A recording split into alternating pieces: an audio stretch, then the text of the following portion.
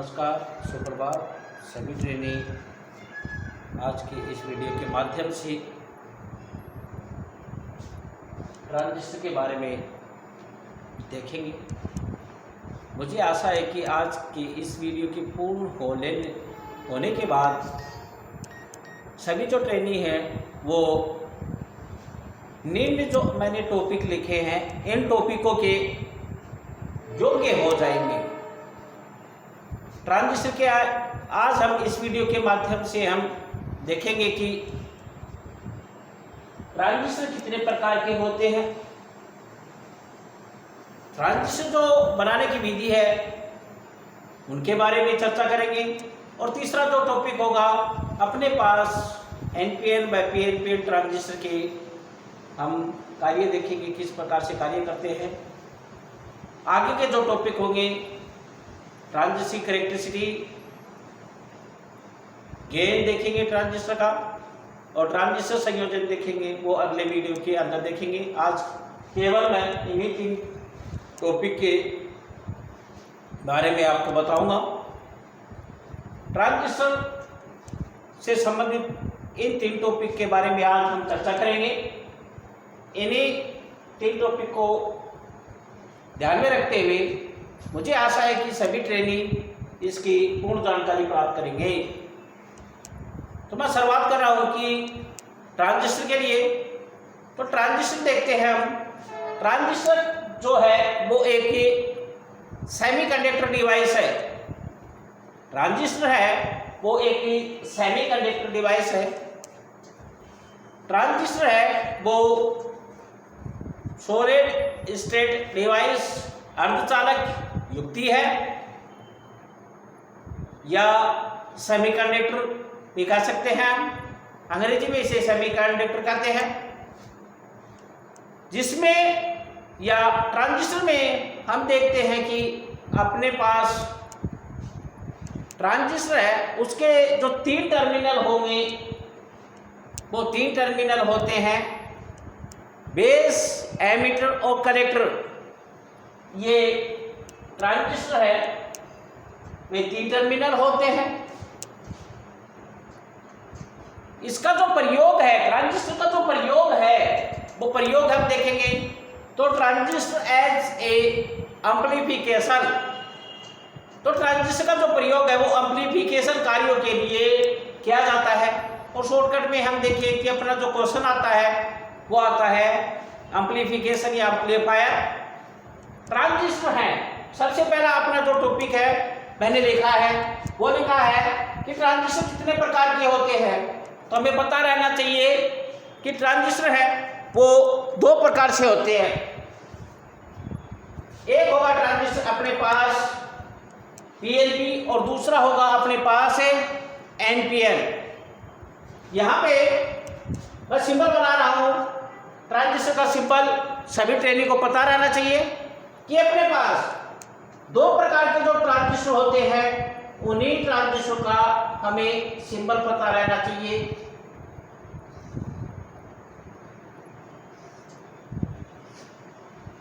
इसी कड़ी के रूप में मैं दोनों का सिंबल बना रहा हूं। सिंबल का भी हमें पता रहना चाहिए कि ट्रांजिस्टर का सिंबल पीएनपी और एनपीएन में क्या होगा।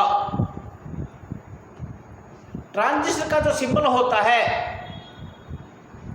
यही जहां पर तीर का निशान एमीटर के ऊपर होता है, एक अंदर की तरफ होगा और एक बाहर की तरफ होता है। यहां पे हम देखते हैं कि जो अंदर की तरफ होता है वो ट्रांजिस्टर होता है एनपीएन, और जो बाहर की तरफ तीर का निशान होता है वो होता है पीएनपी। ये 2 प्रकार के ट्रांजिस्टर होते हैं। एक होता है एनपीएन और दूसरा होता है पीएनपी।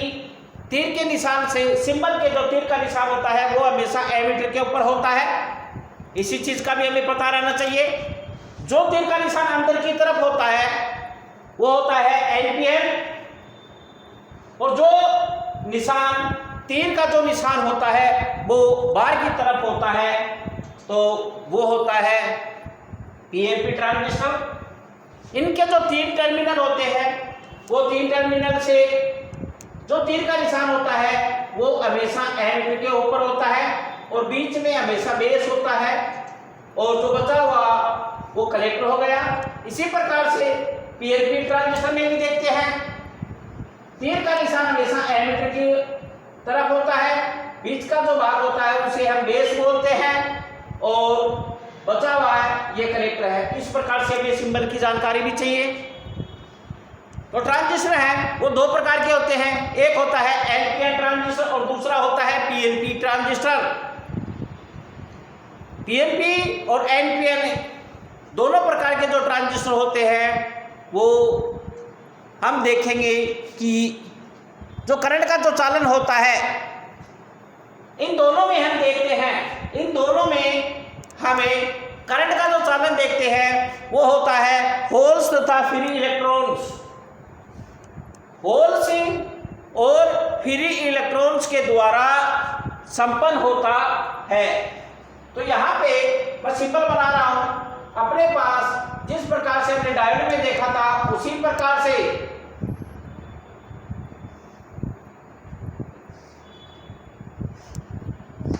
जैसे ये पी एन पी है, उसी प्रकार से डायोड में हमने देखा था उसी प्रकार से इसमें भी होल्स और फ्री इलेक्ट्रॉन्स होते हैं।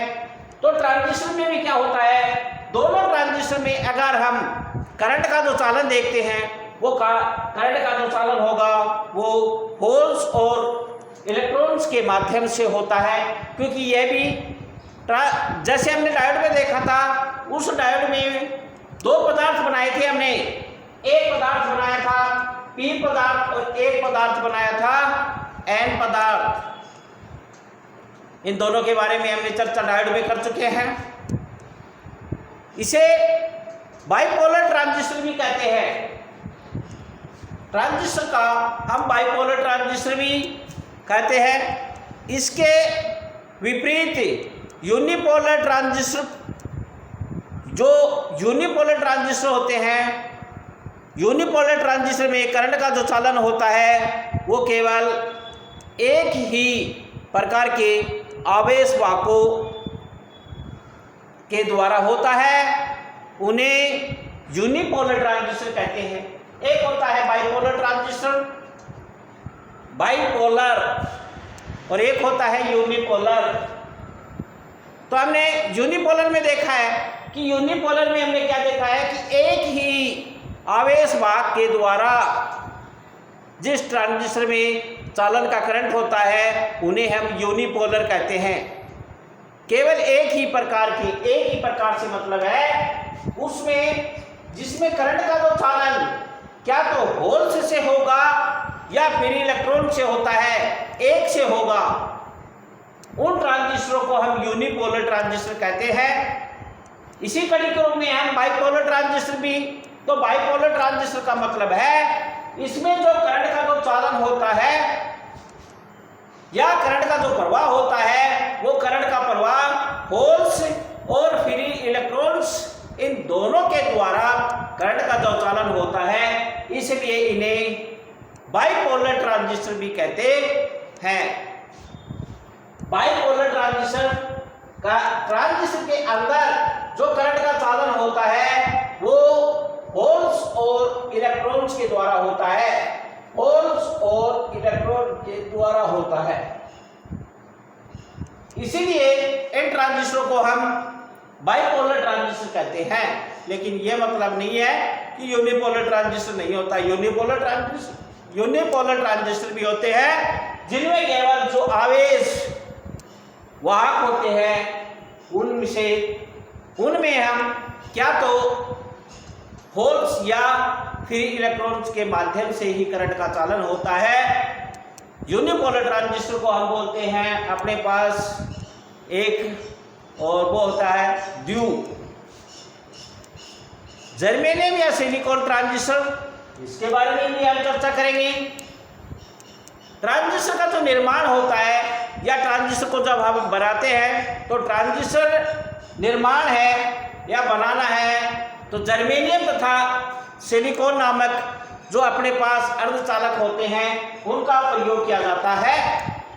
तो ट्रांजिस्टर कहने का मतलब है ट्रांजिस्टर को बनाने के लिए हमें जर्मेनियम और सिलिकॉन ये दो पदार्थों की आवश्यकता होती है। इसी कड़ी के रूप में हम देखते हैं कि जर्मेनियम ट्रांजिस्टर की अपेक्षा हम देखते हैं कि सिलिकॉन ट्रांजिस्टर का उपयोग है वो अधिक किया जाता है। ये भी हमें पता रहना चाहिए कि ट्रांजिस्टर दो पदार्थों से बना होता है, जर्मेनियम और सिलिकॉन, और इसका भी हमें पता रहना चाहिए कि सबसे ज़्यादा हमें जर्मेनियम ट्रांजिस्टर की अपेक्षा सिलिकॉन ट्रांजिस्टर का प्रयोग है वो अधिक होता है, या उपयोग में सिलिकॉन ट्रांजिस्टर को अधिक लाया जाता है। यहाँ पे हम चर्चा करते हैं तो आगे एक क्वेश्चन बनता है कि सिलिकॉन जो ट्रांजिस्टर होता है उसी को ही उपयोग में ज़्यादा क्यों लेके आते हैं, या अधिक उपयोग में सिलिकॉन ट्रांजिस्टर को ही क्यों लिया जाता है। इससे संबंधित हमें पता रहना चाहिए कि ट्रांजिस्टर की पूरी जानकारी हमें पता रहना चाहिए। तो हमें ये भी पता रहना चाहिए कि सिलिकॉन जो ट्रांजिस्टर होता है उसका जो उपयोग है वो उपयोग अधिक क्यों होता है। यहाँ पे नंबर मैं 1 में बता रहा हूँ कि सिलिकॉन जो ट्रांजिस्टर है उसका उपयोग क्यों काम में लिया जाता है। तो सिलिकॉन ट्रांजिस्टर की अपेक्षा हम देखते हैं कि अधिक करंट का जो वहन होता है तो सिलिकॉन ट्रांजिस्टर की अपेक्षा अधिक करंट वहन कर सकता है, यह अधिक पावर पे कार्य कर सकता है क्योंकि सिलिकॉन का जो एनर्जी गैप होता है वो अधिक होता है। कहने का मतलब अगर आपके सामने शॉर्ट क्वेश्चन आंसर आता है एनर्जी जो गैप होता है वो सिलिकॉन का क्या होगा, अधिक होगा, और सिलिकॉन का जो एनर्जी गैप है वो अधिक होता है तो उसमें क्या होगा, अधिक करंट वहन कर सकता है। एनर्जी गैप अधिक होने से एनर्जी का गैप अधिक होने से ट्रांजिस्टर में जो करंट का वहन है वो अधिक कर सकता है। इसी कड़ी के रूप में इसका जो पावर वो भी क्या कर सकता है, अधिक पावर पे कार्य कर सकता है। नंबर 2 हमें पहली में है एनर्जी गैप अधिक होता है, एनर्जी गैप अधिक होने से अधिक पावर पे कार्य कर सकता है और अधिक करंट सहन कर सकता है। सिलिकॉन जो ट्रांजिस्टर होता है सिलिकॉन ट्रांजिस्टर है वो जर्मेनियम ट्रांजिस्टर की अपेक्षा टेम्परेचर भी देखेंगे हम दोनों का, तो ट्रांजिस्टर की अपेक्षा जर्मेनियम ट्रांजिस्टर की अपेक्षा क्या होगा, अधिक तापमान पर टेम्परेचर पर भी कार्य कर सकता है। नंबर 2 में हमें ये बता रहा हूं मैं कि सिलिकॉन जो ट्रांजिस्टर है वो हाई टेम्परेचर पे भी क्या कर सकता है, कार्य कर सकता है। इसीलिए सिलिकॉन ट्रांजिस्टर को हमें अधिक काम में लेते हैं। आगे इसने बताया है कि अपने पास सिलिकॉन जो ट्रांजिस्टर है जो ऊष्मा विकिरण क्षमता जर्मेनियम से क्या होगी, अधिक होती है। इसके बारे में भी हमें पता रहना चाहिए। सिलिकॉन जो ट्रांजिस्टर होता है जो ऊष्मा विकिरण है वो जर्मेनियम से अधिक होती है। इसी कड़ी के रूप में हमें ट्रांजिस्टर से संबंधित इनकी जानकारी हमें पता रहनी चाहिए। सिलिकॉन की जो प्रतिरोधकता होती है उसके बारे में भी हमें पता रहना चाहिए। नंबर 3 सिलिकॉन के जो प्रतिरोधकता होती है वो क्या होती है, अधिक होती है। तो ये जो अपने पास टॉपिक है इन टॉपिक से हमें ये भी पता रहना चाहिए कि सिलिकॉन जो ट्रांजिस्टर होता है वो अधिक उपयोग में लाया जाता है। ये चर्चा भी मैंने कर दी है। इससे तो मैंने 3 टॉपिक बनाए हैं, इन्हीं 3 टॉपिक के माध्यम से मैंने बताया है कि अपने पास सिलिकॉन जो ट्रांजिस्टर होता है वो अधिक क्यों काम में लिया जाता है, जर्मेनियम की अपेक्षा। अपने पास नंबर 2 मैंने बनाया है कि ट्रांजिस्टर है, ट्रांजिस्टर बनाने की जो विधि होती है वो दो अपने पास विधि होती है।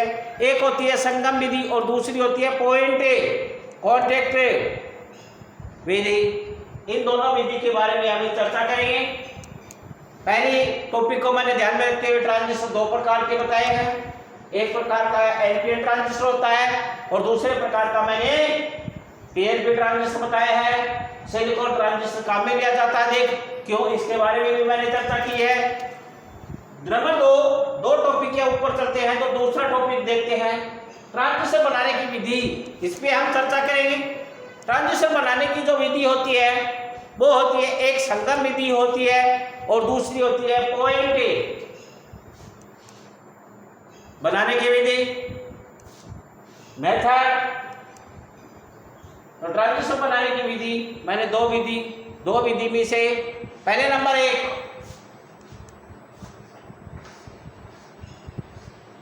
पहली है संगम विधि। संगम विधि के बारे में हम चर्चा करेंगे। संगम विधि क्या है, इसी के रूप में सभी ट्रेनी को पता रहना चाहिए। अपने पास संगम विधि में हम क्या करते हैं, पीएनपी ट्रांजिस्टर के पीएनपी जो ट्रांजिस्टर होता है, पीएनपी ट्रांजिस्टर बनाने के लिए एन प्रकार के, कौन सा ट्रांजिस्टर बना रहे हैं हम, ट्रांजिस्टर हम बना रहे हैं पीएनपी। संगम विधि के द्वारा पीएनपी ट्रांजिस्टर बना रहे हैं तो पीएनपी ट्रांजिस्टर के बारे में चर्चा करेंगे।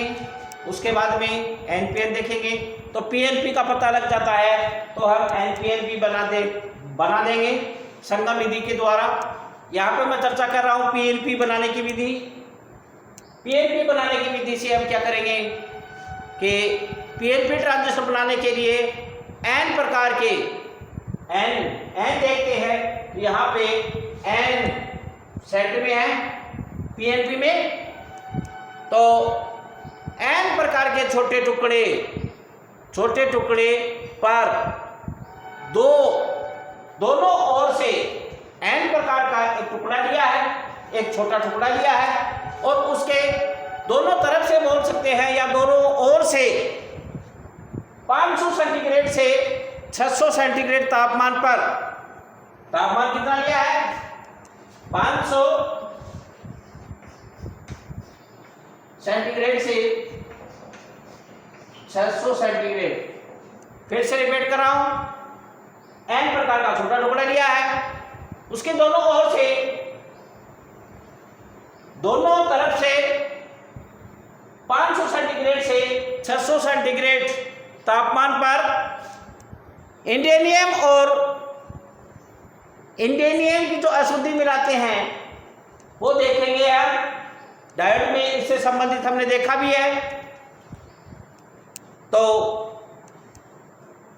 500 से 600 सेंटीग्रेड तापमान पर इंडियम की अल्प मात्रा, थोड़ी सी मात्रा, अल्प मात्रा या अल्प मात्रा का मतलब है बहुत कम मात्रा, अल्प मात्रा क्या करेंगे, समावेशित कर देते हैं, समा देते हैं या समावेशित कर दी जाती है। इस प्रकार से हम देखते हैं, इसी प्रकार से हम देखेंगे कि एन प्रकार के पदार्थ के टुकड़े में दो पी प्रकार के पदार्थ तैयार हो जाते हैं और छोटा पी क्षेत्र, एमीटर बड़ा पी क्षेत्र है वो कलेक्टर का कार्य करता है। इसी कड़ी के रूप में जो छोटा जो पी क्षेत्र बनेगा तो एक को हमें एमीटर नाम दे देते हैं और जो बड़ा पी क्षेत्र हो जाता है उसे हमें कलेक्टर का नाम दे देते हैं। टुकड़ा हमने क्या लिया है, एक छोटा टुकड़ा लिया है, उसमें दोनों तरफ से, एक इस तरफ से और एक इस तरफ से, और टुकड़ा किसका लिया है, एन, एन प्रकार के छोटे टुकड़े पे हमने क्या कर दिया है, दोनों ओर, एक तरफ ये और एक तरफ ये बन गया दोनों ओर। और टेम्परेचर कितना लिया है, 500 से 600 सेंटीग्रेड पे। और किसकी मात्रा मिलाई है, इंडियम की थोड़ी सी मात्रा हम क्या कर देते हैं, समावेशित कर देते हैं। इसी प्रकार से एन प्रकार के पदार्थ में हमने एन प्रकार का जो पदार्थ लिया है, जो टुकड़ा लिया है, उसके दोनों तरफ हम देखते हैं तो दो पी क्षेत्र बन जाते हैं। और दो पी क्षेत्र बन जाते हैं तो पी क्षेत्र एक एमीटर का, और जो बड़ा टुकड़ा हो जाता है वो कलेक्टर का कार्य करता है। इसी के लिए हम यही चर्चा करेंगे, ठीक है। तो इसी चीज को हमें समझना है।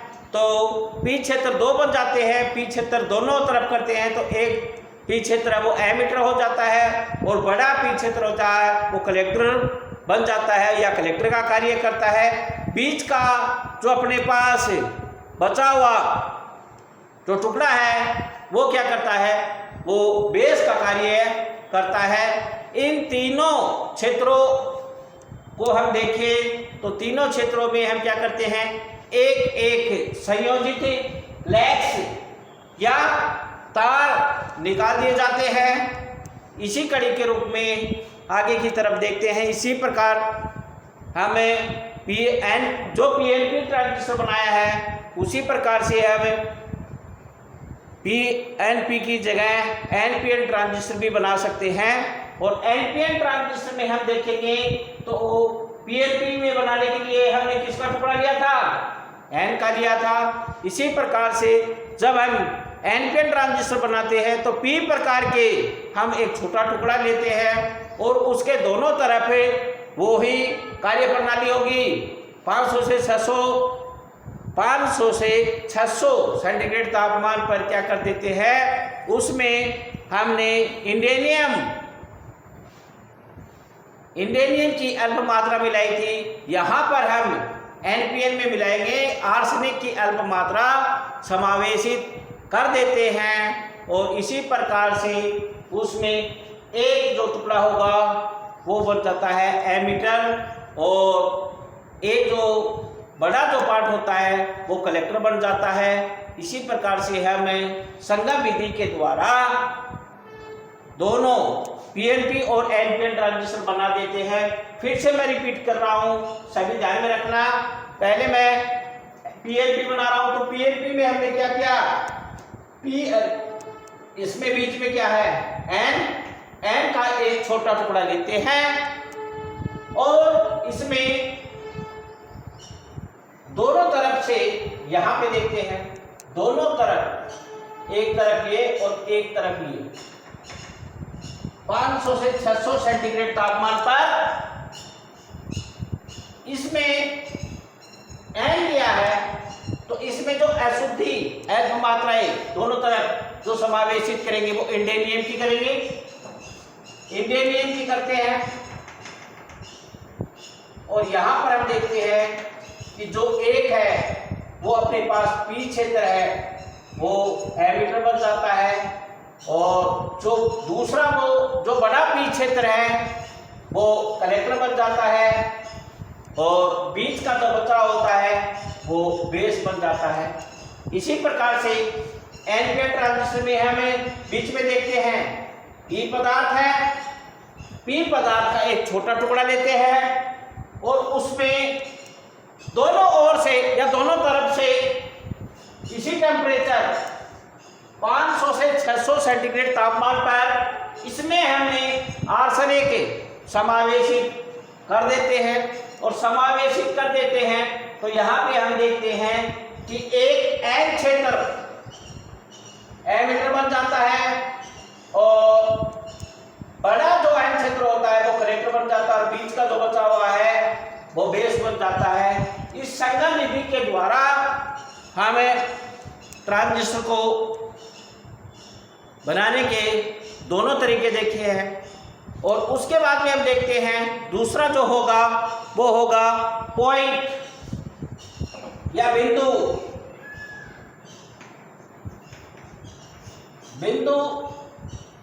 विधि भी बोलते हैं।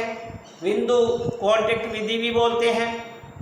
इस विधि के द्वारा हम देखेंगे कि पीएनपी ट्रांजिस्टर बनाने की विधि हम देखते हैं। तो इसमें क्या करेंगे, बीच का जो क्षेत्र है उसी प्रकार से हमने पॉइंट विधि में भी पीएनपी ट्रांजिस्टर बना रहे हैं, और पीएनपी ट्रांजिस्टर बना रहे हैं तो इसके बीच में क्या है, एन है। इसमें भी देखेंगे कि पॉइंट विधि से एन प्रकार के पदार्थ के छोटे टुकड़े हैं, वो 500 से 600 सेंटीग्रेड तापमान पर हम क्या करते हैं कि एक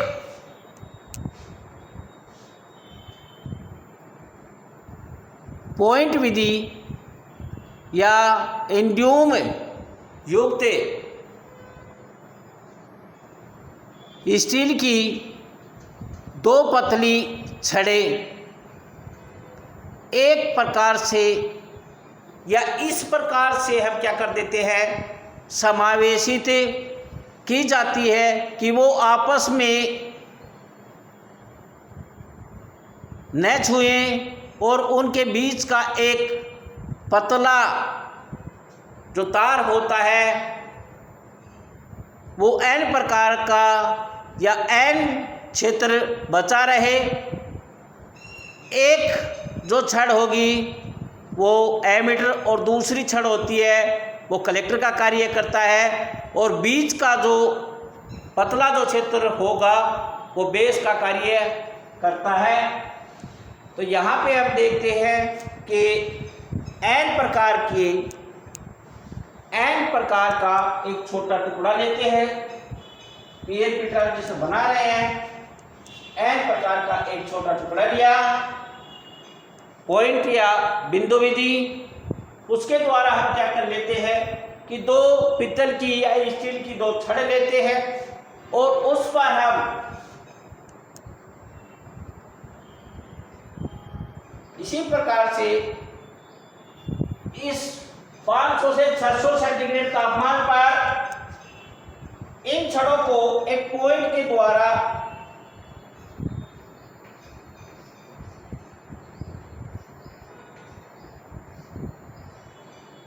पॉइंट विधि के द्वारा हम क्या करते हैं कि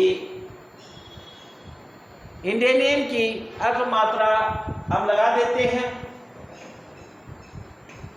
यहाँ पे एक पॉइंट बनाते हैं केवल अशुद्धियात्मक की मात्रा में। यहाँ पर हम देखते हैं कि एक क्षेत्र है, एक जो अपने पास जो पी क्षेत्र है वो एमीटर का कार्य करता है, और जो बड़ा हो जाता है वो कलेक्टर का कार्य करता है। इसी प्रकार से हम, और जो इन दोनों के बीच में जो बचा हुआ वो बेस का कार्य करता है। इसी डॉट विधि के द्वारा हम क्या करते हैं कि पीएनपी ट्रांजिस्टर बना सकते हैं।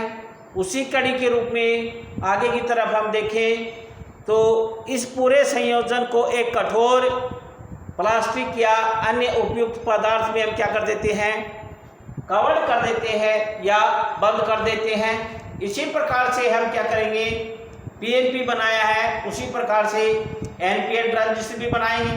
एनपीएन ट्रांजिस्टर बनाने के लिए हम क्या करेंगे, पी प्रकार के जो पदार्थ का जो टुकड़ा लेते हैं उस टुकड़े के अंदर क्या करेंगे, आर्सेनिक युक्त, उसमें हमने इंडेनियम मिलाया था, इसमें हम क्या करें मिलाएंगे आर्सेनिक युक्त स्टील की छोटी जो छड़ें होती है उनको हम क्या करेंगे समावेशित कर देते हैं, और ट्रांजिस्टर के शेष जो विधि होती है, जो संरचना होती है, सेम पीएनपी प्रकार की होती है।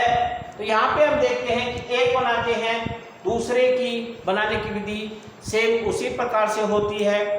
तो अपना दूसरा जो टॉपिक होता है वो है अपने पास ट्रांजिस्टर बनाने की विधि। इसमें मैंने 2 विधियों की चर्चा की है। एक विधि की है संगम विधि और दूसरी विधि की है मैंने बिंदु विधि बोल सकते हैं, या इसे पॉइंट विधि भी बोल सकते हैं। यहाँ पे हम देखते हैं कि अपने पास है PNP ट्रांजिस्टर या NPN ट्रांजिस्टर, इसकी संरचना देखते हैं। इसी संरचना के रूप में ट्रांजिस्टर की संरचना देखें तो ट्रांजिस्टर की संरचना के अंदर देखते हैं कि ट्रांजिस्टर है वो अर्धचालक पदार्थ। अर्धचालक पदार्थ है अपने पास दो पदार्थ है, एक है सिलिकॉन और दूसरा है जर्मेनियम से निर्मित होते हैं। जब दो P प्रकार के पदार्थ के मध्य हम क्या करेंगे, N प्रकार के पदार्थ को एक पतली परत के रूप में या सैंडविच कर दिया जाता है, या दो N प्रकार के पदार्थों के मध्य में एक P प्रकार के पदार्थ की पतली परत को सैंडविच कर दिया जाता है। तब इस प्रकार से बनने वाली संरचना को हम क्या कहते हैं, ट्रांजिस्टर कहते हैं। अतः हम देख सकते हैं कि P और N जंक्शन डायोड को बैक टू बैक संयोजित करने पर हम क्या देखते हैं कि एक ट्रांजिस्टर का निर्माण होता है। ट्रांजिस्टर सामान्यतः दो प्रकार के होते हैं, उसके लिए हमने चर्चा कर चुके हैं। एक होता है PNP और एक होता है NPN ट्रांजिस्टर। PN जंक्शन के मध्य यदि N टाइप जर्मेनियम की परत को जोड़ देते हैं तब बनता है NPN जंक्शन का निर्माण होता है।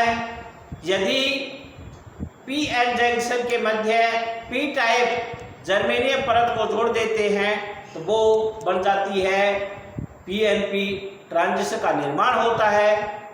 यह दोनों ही जंक्शन PNP तथा NPN के नाम से जाने जाते हैं। ट्रांजिस्टर का जो केंद्रीय भाग होता है, जो बीच का जो भाग होता है, उसे हम बेस बोलते हैं, और एक और या एक तरफ का जो बाह्य भाग होता है वो कलेक्टर होता है, और दूसरा होता है वो अपने पास एमिटर होता है। कलेक्टर को हमें संग्राहक कहेंगे, और एक तरफ का जो भाग होता है एमिटर, उसे उत्कर्ष भी कहेंगे। ट्रांजिस्टर के जो तीन टर्मिनल होते हैं, ट्रांजिस्टर के तीनों टर्मिनलों को हमें चित्र के माध्यम से भी, सिंबल के माध्यम से भी देख सकते हैं। इसके लिए हमें तीन इलेक्ट्रोड होते हैं। प्रथम इलेक्ट्रोड को हमें उत्कर्ष एमिटर, दूसरे को बेस तथा तीसरे को संग्राहक या कलेक्टर भी कहते हैं, जिन्हें टर्मिनल भी कहा जाता है या ट्रांजिस्टर की लैग भी कहते हैं। इसी वीडियो के माध्यम से आज मैं ट्रांजिस्टर के बारे में जितनी भी जानकारी आपको प्राप्त हो जाए या इससे संबंधित कोई समस्या हो तो मुझे अवगत करवाएं। ट्रांजिस्टर से संबंधित है, काफ़ी लंबा टॉपिक होता है। यहाँ पर मैं अलग अलग पार्ट के माध्यम से, तो आज मैं ट्रांजिस्टर का प्रथम पार्ट निकाल रहा हूँ। इससे संबंधित आगे का सेकेंड पार्ट में ट्रांजिस्टर की चर्चा करेंगे। इसी के रूप में मुझे आशा है कि सभी ट्रेनी इस वीडियो के माध्यम से ट्रांजिस्टर की जानकारी प्राप्त करेंगे, और किसी प्रकार की कोई समस्या आती है तो मुझे व्हाट्सएप के माध्यम से अवगत करवाएंगे। मैं इस वीडियो को यहीं पर विराम करवा रहा हूँ। आगे का सेकेंड पार्ट ट्रांजिस्टर का देखेंगे, इससे संबंधित अगला अध्ययन देखेंगे। यहीं पर मैं सभी ट्रेनी को धन्यवाद दे रहा हूँ कि आप मुझे ज़्यादा से ज़्यादा लाइक कर रहे हैं। आपसे मुझे यही आशा थी कि मेरे सभी वीडियो को आप देखेंगे। व्यू के माध्यम से मुझे पता लग रहा है कि काफ़ी पसंद कर रहे हैं आप। इसी कड़ी के रूप में मैं आपसे फिर से थैंक्स बोल रहा हूँ, धन्यवाद बोल रहा हूँ। थैंक्स।